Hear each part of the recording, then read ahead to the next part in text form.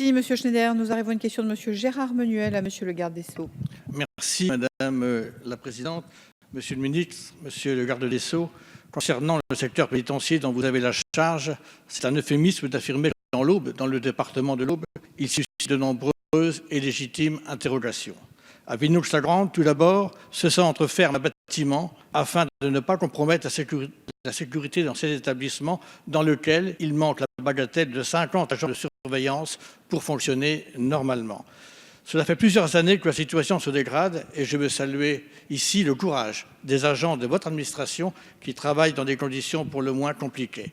Ma première question concernera donc le centre de Villenoux. À quand le retour à une situation normale et mettre ainsi fin à cette situation inextricable de fermeture partielle faute de personnel?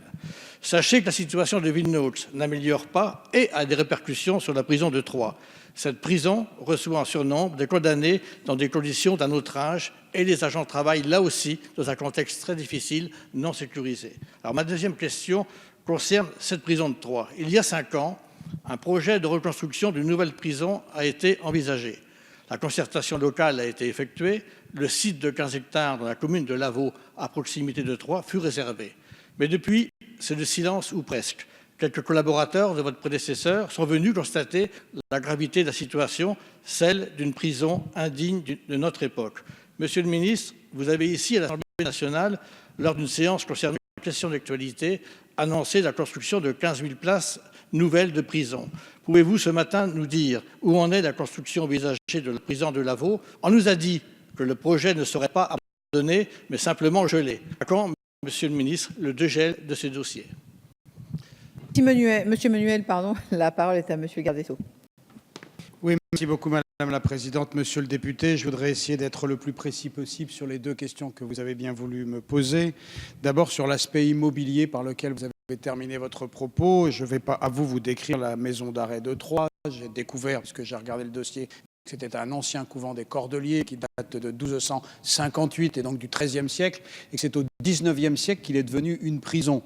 Et que compte tenu de son implantation en centre-ville, compte tenu de l'emprise foncière qui est celle qui existe aujourd'hui, et compte tenu de la configuration des locaux, il n'est effectivement pas possible d'envisager d'augmenter sa capacité. C'est la raison pour laquelle je vous confirme qu'effectivement, dans les dossiers du ministère, existe un projet de construction d'un nouvel établissement, à Lavaux, dans le même appartement. C'est un établissement qui est prévu de 520 places, qui n'est pas abandonné. Je vous le dis, j'ai donc vérifié. Les crédits sont inscrits dans le triennal 2015-2017, donc prend engagement devant vous. Les études vont être conduites cette année, en 2016. À ce stade, ce que je peux vous dire, c'est que le projet devrait être livré en 2022.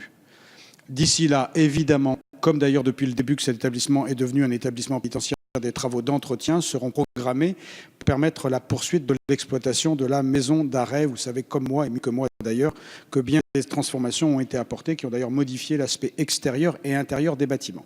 Ensuite, sur la question de la surpopulation et des personnels.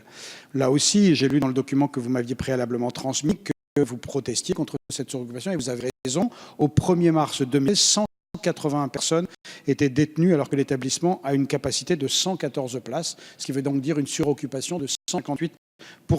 C'est une surpopulation, une suroccupation qui est préjudiciable à tous, évidemment aux personnes détenues, mais cela menace aussi la sécurité des personnels qui servent dans cet établissement. Et j'ai d'ailleurs vu qu'il y avait une manifestation le 17 février dernier à l'initiative du syndicat Force ouvrière de cet établissement pour protester contre la suroccupation, manifestation dont j'avais déjà observé en octobre qu'un certain nombre de personnels de Troyes étaient associés à la protestation.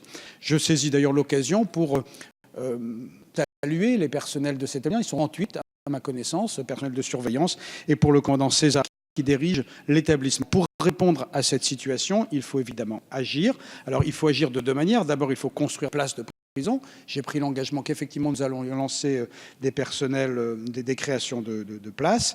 Et ensuite, sur la situation actuelle, il faut organiser. J'ai demandé à la direction interrégionale des services pénitentiaires de mener une politique de transfert, ce qui veut dire que donc on va prioriser les affectations dans d'autres centres de détention de l'interrégion centre-est. Voilà, monsieur le député, ce que je pouvais vous répondre. Je veux évidemment vous assurer de ma détermination à conduire une politique dans laquelle les conditions de travail et les conditions de détention ne s'opposent pas.